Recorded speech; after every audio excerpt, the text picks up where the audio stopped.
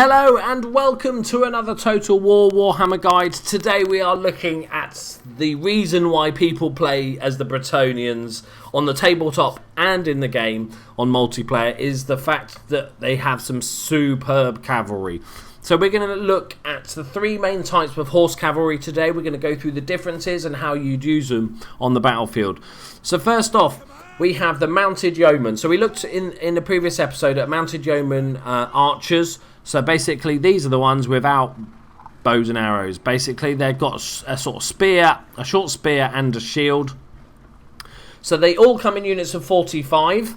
They are shielded, so that helps protect them against missile damage. They are very, very fast, and they also have vanguard deployment, meaning that they can deploy a lot further into the battlefield. They can sneak right behind units. They can hide in trees for interesting counter attacks and sneaky attacks, especially if the enemy's got artillery.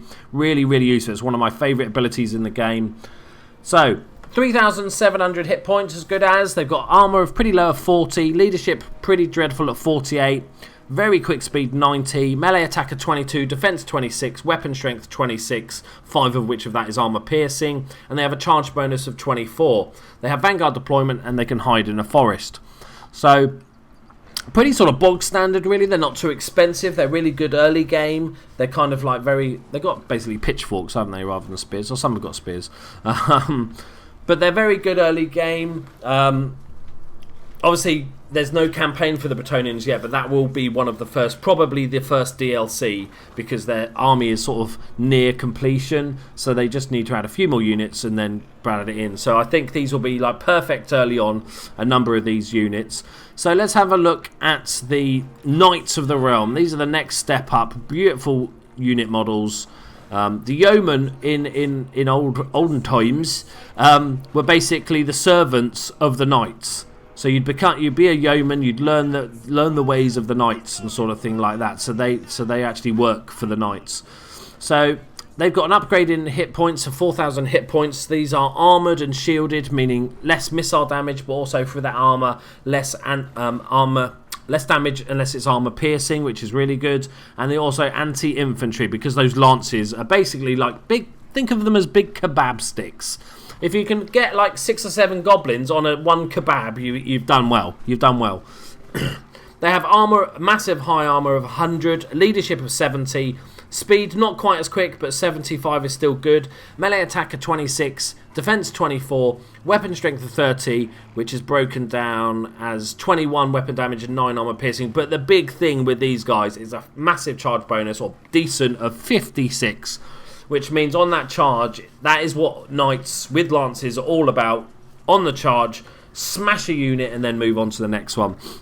Their only ability is that they can hide in a forest.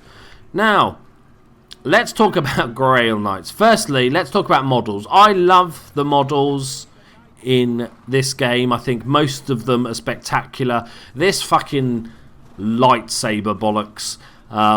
Yeah, not a fan of that at all. It looks kind of ridiculous, but at least they're easy to spot on the battlefield.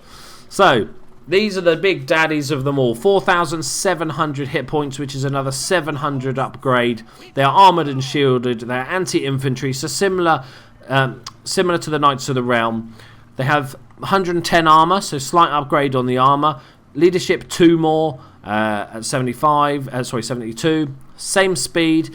They have 38 melee attack, but because they use lightsabers, that means their attacks are magical. So if you're going up against undead vampire counts that have those banshees and stuff like that, units that are ethereal, that's perfect for them. Melee of defense of 36, weapon strength of 40, 12 of that is armor piercing, and a charge bonus of 82, which is ridiculous. And they also have the special ability, meaning they're immune to psychology, meaning they're not affected by fear and terror, which is really good. So let's I've built a small army of little goblins just so we can have some fun, but while we're doing that, we're just going to talk about how you use them in the battle. So the first thing is, obviously the biggest difference between them all three is that the yeoman can go in vanguard. So I'm going to put my vanguard hidden away in the trees here so they can immediately scout where the enemy is deploying, hopefully. There we go. I've just built some poor little goblins because I thought it would be fun just to see us slice through them. So this is really important part about vanguard, is that you can use them as scouts even if they did no damage for the whole battle, this is still a useful deployment of them just to get where the enemy's going, where the enemy's sort of moving to. We'll leave our lord here. He doesn't need to come, I don't think. So these against goblins is going to be just disgusting. We got the Knights of the Realm and the mounted Jedi Knights. I'm quite bitter about the way they look. I think they look awful. At least like zoomed out, it doesn't look so bad. It doesn't. You don't quite see the effect too bad. So these poor little goblins. So the way you'd use these on a battle is you take your spearmen at arms and should we just line all three up?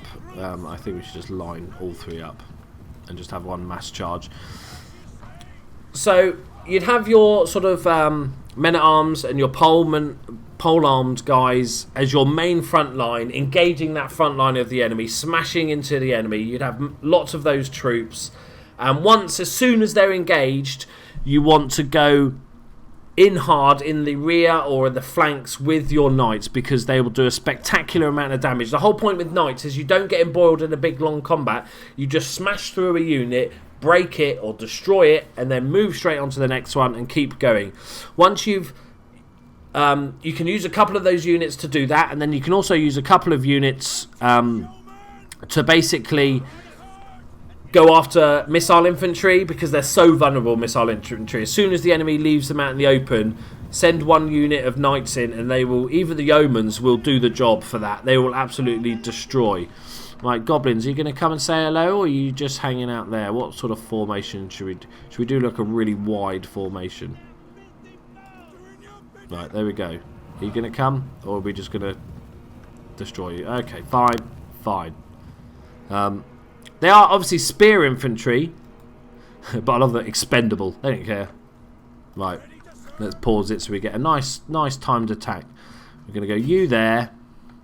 We're going to say you there. And we're going to say you there. Right, good luck, goblins. I'm sorry. I'm sorry, not sorry.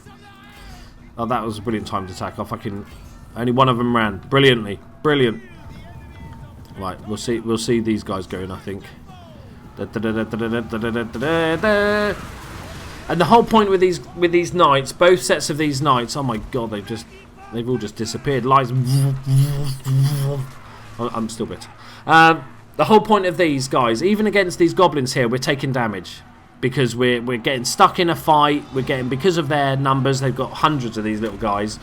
We're getting sort of slowed down, bogged down, surrounded. It's the worst thing in the world. So what you need to do is, because you've got such a powerful charge, as you hit the unit, most units you'll almost go through, right through, and even if you don't break them, send their movement right out the other side. Turn around and come and smash straight back through them. That's all you need to. So our yeomen are running away now at this point. So as you can see, we've got powerful units, but they are struggling to, just because of those sheer numbers. The lightsaber guys, not so much. Obviously, they've got their hero here with this bonus to leadership, which helps them. But this is exactly how you don't want to use them. You want to get them out, charge them in, get them out, charge them in. And obviously use your yeoman as that same thing, but also use them to scout. And remember, they're a little bit more fragile and they need help because they're low leadership with the yeoman. There you go, guys. There's my little mini guides to the beautiful cavalry that the Bretonnians have. I can't wait until they're playable in the campaign. It'll be a really enjoyable campaign, I think. Thank you very much for joining me. Please check out all my other Warhammer videos. Subscribe if you're new to the place. Say hello in the comments. And I'll see you in the next one. Thank you very much, guys. Bye-bye.